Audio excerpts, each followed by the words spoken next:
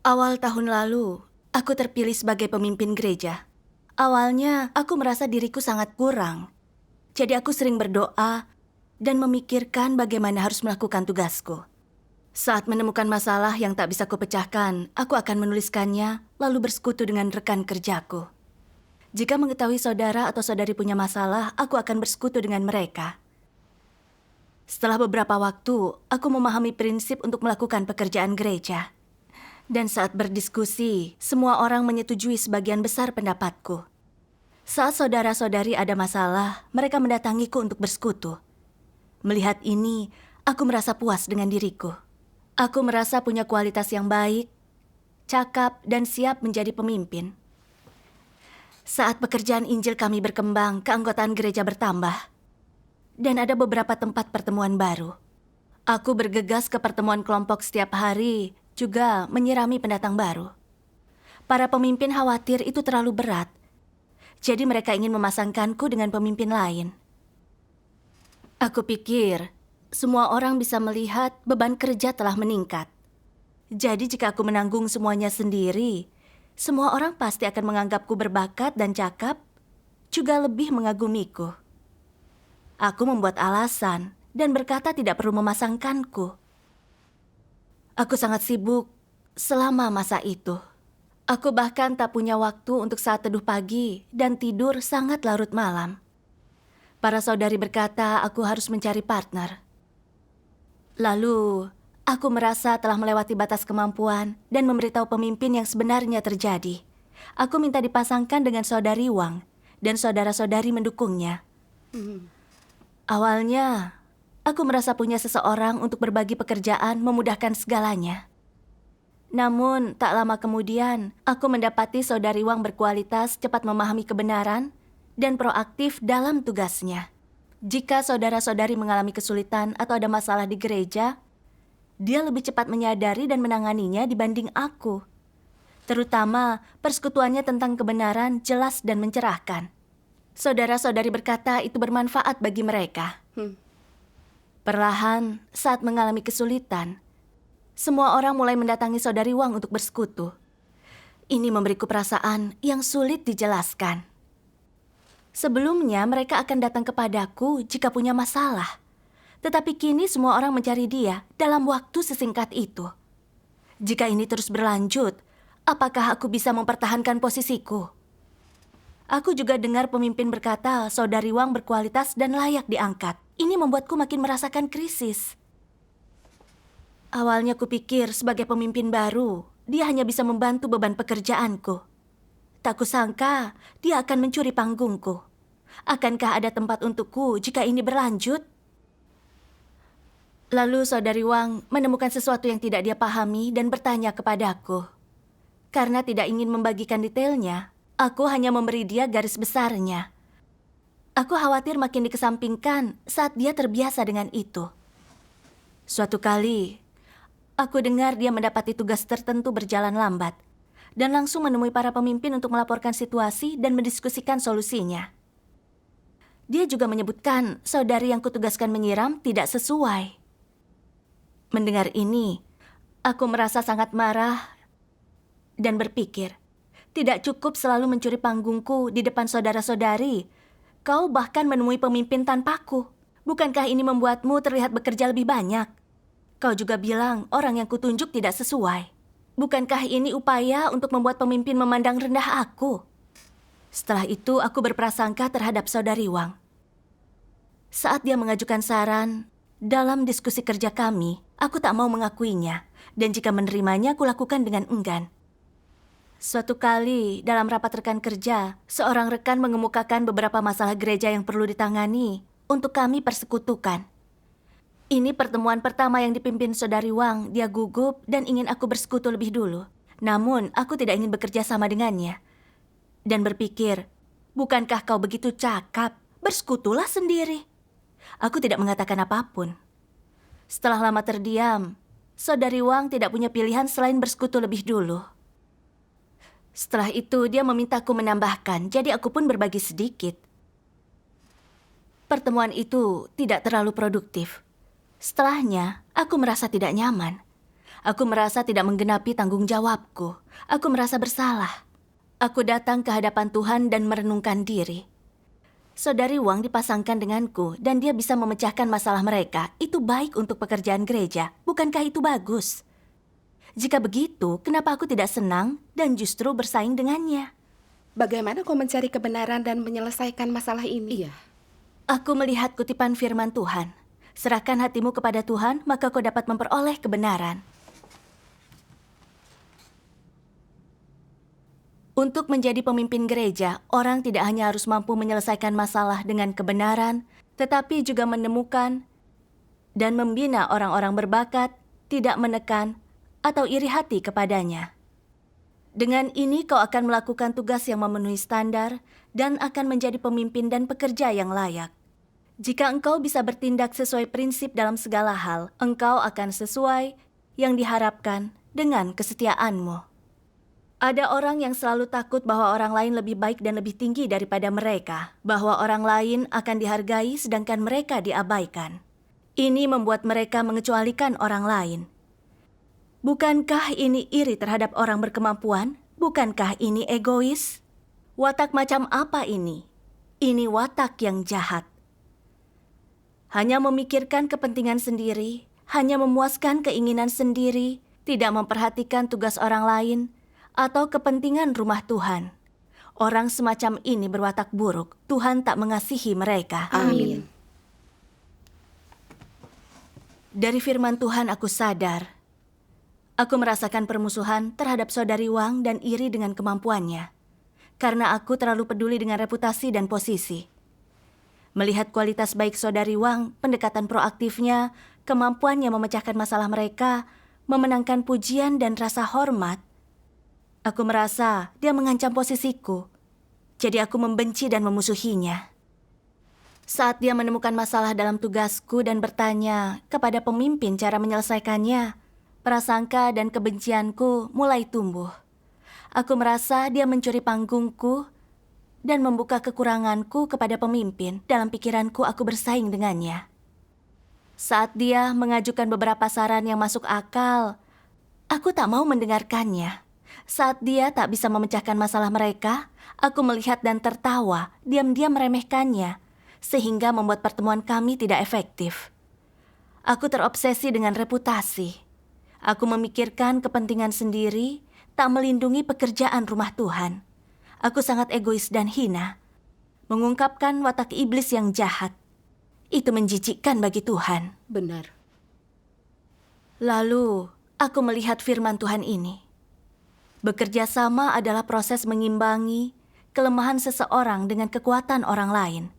Engkau memakai kekuatanmu untuk menutupi kekurangan orang lain dan demikian juga sebaliknya. Inilah yang dimaksud bekerja sama dalam keharmonisan. Hanya dengan melakukan ini, barulah mereka dapat diberkati di hadapannya. Makin orang mengalami ini, makin banyak kenyataan yang mereka miliki, jalan mereka makin terang dan pikiran mereka makin tenang. Amin. Apa yang harus orang lakukan agar berguna ketika bekerja bersama orang lain? Saling melengkapi dan mengawasi, menunjukkan kekurangan orang lain, meminta nasihat dan berkonsultasi satu sama lain. Amin. Amin. Dari firman Tuhan aku sadar, inti dari memiliki partner bukan hanya untuk berbagi pekerjaan, juga bukan seseorang untuk dibandingkan. Yang terpenting dalam menjalankan tugas, kita perlu saling melengkapi serta menunjukkan kekurangan orang lain. Amin. Setelah saudari Wang berpartner denganku, dia menemukan beberapa masalah yang lebih samar dalam pekerjaan kami yang tak kusadari. Dan persekutuannya mencerahkan. Dia juga mampu memecahkan masalah nyata. Ini membantu pekerjaan gereja. Dia menemukan masalah dan berinisiatif meminta bantuan para pemimpin. Ini adalah memikul beban dan menjunjung pekerjaan rumah Tuhan. Iya. Namun, aku malah membencinya. Bukankah ini bertentangan dengan kebenaran dan hal-hal positif?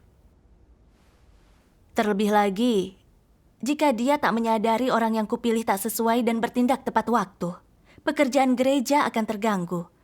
Dan itu akan menjadi pelanggaranku.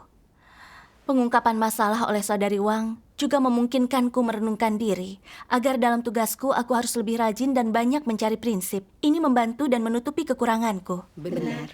Berpartner dengan harmonis dan saling melengkapi adalah cara terbaik untuk melakukan tugas kita. Tepat. Sejak itu, dalam pekerjaanku dengan saudari Wang, aku akan berdoa kepada Tuhan dan meninggalkan diriku saat aku merasa cemburu. Aku bisa mengesampingkan kecemburuanku dan tidak merasa sedih. Saat dia membuat saran yang masuk akal, aku bekerja bersamanya untuk melaksanakannya. Menerapkan hal ini membuatku merasa lebih bebas. Syukur kepada Tuhan. Setelah beberapa waktu, saat melihat saudara-saudari yang punya kesulitan menemui saudari Wang untuk bersekutu, hal itu menggangguku lagi. Kami jelas berbagi tanggung jawab. Kenapa mereka hanya mendatangi dia? Apakah aku benar-benar kurang? Aku tahu cara berpikir ini salah, tetapi tidak bisa menahan perasaan itu. Belakangan, ada banyak pendatang baru yang harus kusirami, dan kelompok-kelompok baru dibentuk. Aku seharusnya mengajak saudari Wang.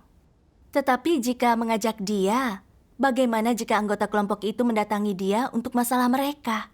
Jadi aku tidak mengajaknya. Selama beberapa hari aku merasa tidak nyaman dan tidak tenang. Tetapi aku tak menenangkan hati dan merenungkan akar kegelisahanku. Suatu hari, seorang pemimpin menyebutkan saudari Wang masih sangat muda, serta dahulu pemarah dan pelin-pelan dalam tugasnya. Aku merasa cukup senang. Karena sepertinya kesan pemimpin terhadapnya tidak sebaik yang kukira. Aku lalu menambahkan pendapatku, ya. Saat melakukan tugas, dia suka menjadi pusat perhatian dan pamer. Kemudian, aku mendengar gereja lain punya lowongan posisi kepemimpinan. Dan pemimpin mempertimbangkan apakah akan memindahkan seseorang. Aku berpikir, jika saudari Wang melakukan tugasnya di gereja itu, kami akan punya wilayah masing-masing. Lalu bukankah posisiku akan lebih aman? Esok harinya, aku menyarankan agar saudari Wang dipindahkan untuk bertugas di gereja itu, dan aku bisa bekerja lebih banyak di sini. Namun pemimpin berkata gereja itu sudah punya calon yang cocok. Mendengar itu, aku sangat kecewa. Karena saudari Wang tidak pergi ke gereja itu, aku masih harus mengajaknya ke lokasi pertemuan baru. Saat aku memikirkan tentang hal itu, aku merasa seperti menyerahkan posisiku kepadanya. Aku duduk diam, dengan pertempuran batin berkecamuk. Lalu, firman Tuhan ini terlintas di benakku. Sebagai orang-orang yang melayani Tuhan, harus mampu membela kepentingan gereja dalam segala tindakanmu. Alih-alih hanya mempertimbangkan kepentinganmu sendiri. Kau tak boleh bertindak sendiri dan saling melemahkan. Orang seperti itu tidak layak melayani Tuhan. Orang semacam itu berwatak buruk, tidak memiliki kemanusiaan.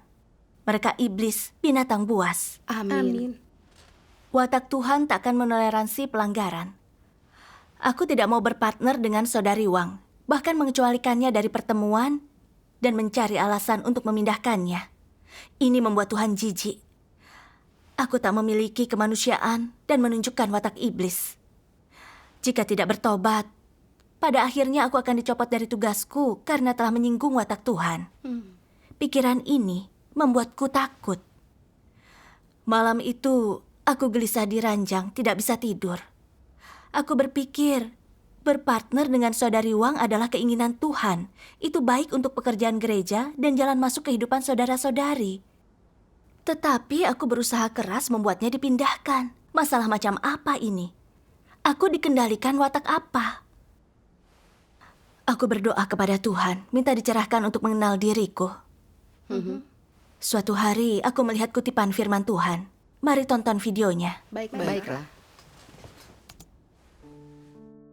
Tuhan Yang Maha Kuasa berkata, para antikristus menganggap pekerjaan rumah Tuhan, termasuk kepentingan gereja, sebagai milik mereka sepenuhnya, sebagai milik pribadi mereka yang seharusnya mereka kelola sepenuhnya tanpa campur tangan orang lain.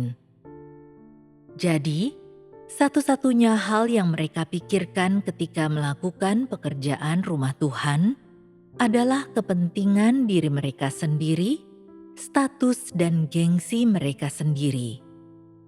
Mereka menolak siapapun yang di mata mereka merupakan ancaman bagi status dan reputasi mereka. Mereka menindas dan mengucilkannya. Mereka bahkan mengesampingkan dan menindas orang-orang yang berguna bagi gereja dan pantas untuk melaksanakan tugas-tugas khusus tertentu.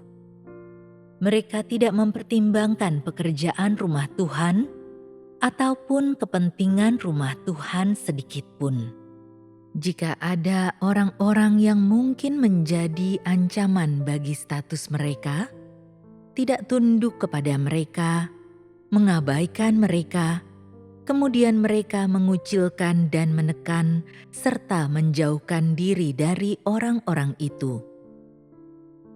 Para antikristus tidak mengizinkan orang-orang semacam itu untuk menjadi rekan sekerja mereka dan tidak akan pernah membiarkan orang-orang itu memiliki kedudukan penting apapun, memainkan peran penting apapun dalam lingkup kekuasaan mereka. Perbuatan baik apapun yang orang-orang ini lakukan, perbuatan yang bermanfaat bagi rumah Tuhan, para antikristus akan berusaha sekeras mungkin untuk menutupi perbuatan-perbuatan ini. Mereka bahkan akan memutarbalikkan fakta untuk mengklaim pujian atas hal-hal baik dan menimpakan kesalahan kepada orang lain. Mereka menghalangi saudara-saudari agar tidak melihat kelebihan dan kebajikan orang lain untuk mencegah orang-orang ini dipuji dan didukung oleh saudara-saudari dan mengancam kedudukan mereka. Selain itu, para antikristus juga mengarang kebohongan dan membesar-besarkan fakta di antara saudara-saudari, berbicara buruk tentang orang untuk menjatuhkan mereka, mencari alasan untuk mengucilkan dan menekan mereka, apapun pekerjaan yang orang-orang ini lakukan. Demikian pula, para antikristus juga bersikap menghakimi terhadap mereka, mengatakan bahwa mereka ini congkak dan merasa dirinya benar, bahwa mereka suka pamer, bahwa mereka menyimpan ambisi. Faktanya, semua orang ini memiliki keahlian khusus. Mereka semua adalah orang-orang yang mencintai kebenaran dan layak untuk dibina. Hanya kekurangan kecil yang ditemukan di dalam diri mereka, perwujudan watak rusak yang sesekali muncul. Mereka semua memiliki kemanusiaan yang relatif baik. Secara keseluruhan, mereka cocok untuk melaksanakan suatu tugas. Mereka sesuai dengan prinsip-prinsip bagi orang yang melaksanakan suatu tugas. Namun, di mata para antikristus, mereka berpikir, "Tidak mungkin aku menoleransi hal ini. Engkau ingin memiliki peran dalam wilayah kekuasaanku, bersaing denganku. Itu tidak mungkin. Jangan pernah berpikir kau bisa melakukannya. Kemampuanmu lebih besar daripada kemampuanku. Kau lebih pandai bicara daripada diriku, lebih berpendidikan daripada diriku, dan lebih populer daripada diriku. Apa yang akan kulakukan jika engkau mencuri kesempatanku? Kau ingin aku bekerja bersamamu? Jangan pernah berpikir kau bisa melakukannya." Apakah mereka mempertimbangkan kepentingan rumah Tuhan? Tidak. Yang mereka pikirkan hanyalah apakah status mereka sendiri dapat dipertahankan. Jadi mereka lebih memilih merugikan kepentingan rumah Tuhan daripada memberdayakan orang-orang ini. Mereka mengecualikan orang-orang ini. Amin. Dari yang Tuhan singkap, jelas antikristus punya natur jahat dan keji. Mereka percaya hanya boleh ada satu laki-laki alfa dan di alam semesta ini akulah yang berkuasa. Mereka melihat posisi dan reputasi lebih penting dari apapun, ingin memegang kendali dan takkan membiarkan dirinya dilampaui. Mereka berusaha mengisolasi orang yang bisa mengancam posisi mereka dan melakukan segala upaya untuk menutupi kelebihan orang lain. Sebanyak apapun usaha orang untuk melindungi rumah Tuhan, mereka menutupi dan mengecilkannya, bahkan mengambil pujian untuk pekerjaan orang lain. Benar. Aku merenungkan diriku berdasarkan ini. Tindakanku tidak seserius antikristus yang disingkap Tuhan, namun aku menunjukkan jenis watak yang sama dengan mereka. Melihat kualitas saudari Wang, kemampuannya memecahkan masalah, dan bagaimana dia dihormati, aku pikir dia telah mencuri panggungku. Jadi aku mulai membencinya. Selalu merasa dia menghalangi, mengancam posisiku. Saat kami dipasangkan untuk bertugas, karena khawatir kehilangan status, aku tak mengajaknya ke beberapa tempat pertemuan.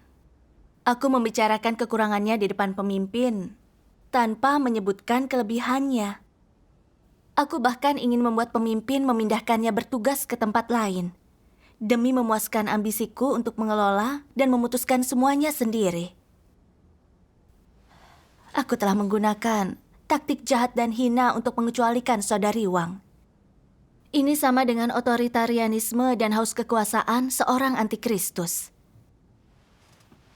Aku teringat antikristus yang telah dikeluarkan, yang selalu mengejar status.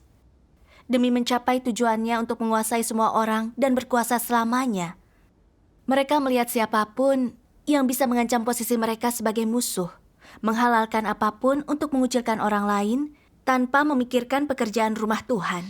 Mereka akhirnya melakukan kejahatan dan dikeluarkan. Benar. Melakukan segala hal dengan watak antikristus. Bukankah aku berada di jalan antikristus? Pikiran ini membuatku takut. Tanpa penghakiman dan pengungkapan Tuhan, aku takkan mengenal diriku. Entah berapa banyak lagi yang akan kulakukan untuk menentang Tuhan. Aku menjalani hidup berdasarkan racun iblis hanya boleh ada satu laki-laki alfa. Ini adalah citra iblis, tidak memiliki kemanusiaan. Aku merasa mual dan jijik terhadap diriku. Aku datang ke hadapan Tuhan dan berdoa. Ya Tuhan, belakangan ini aku dibutakan oleh ketenaran dan status. Aku mengecualikan partnerku demi mempertahankan kekuasaan. Aku sangat memberontak. Tuhan, aku bersedia bertobat dan melakukan tugas dengan harmonis bersama saudari Wang. Syukur kepada Tuhan. Lalu, aku melihat kutipan firman Tuhan ini. Kerjasama yang harmonis mengharuskan membiarkan orang lain mengutarakan pendapat dan memberikan saran berbeda dan menerima bantuan dan petunjuk orang lain. Terkadang orang tidak mengatakan apapun dan engkau harus menanyakan pendapat mereka. Apapun masalah yang muncul, engkau harus mencari prinsip kebenaran dan berusaha mencapai permufakatan. Melakukannya menghasilkan kerjasama yang harmonis. Sebagai seorang pemimpin, jika engkau selalu bertindak superior dan menikmati tugasmu seperti pejabat, selalu ingin menikmati posisi, selalu membuat rencanamu sendiri, mengurus urusanmu sendiri, berjuang untuk promosi, ini masalah. Bertindak seperti pejabat sangatlah beresiko. Jika selalu bertindak seperti ini dan tidak mau bekerja sama dengan siapapun, tidak mau mengalihkan otoritasmu kepada orang lain, tidak mau pujian terhadapmu diterima orang lain, tidak mau pancaran kemuliaan direnggut darimu.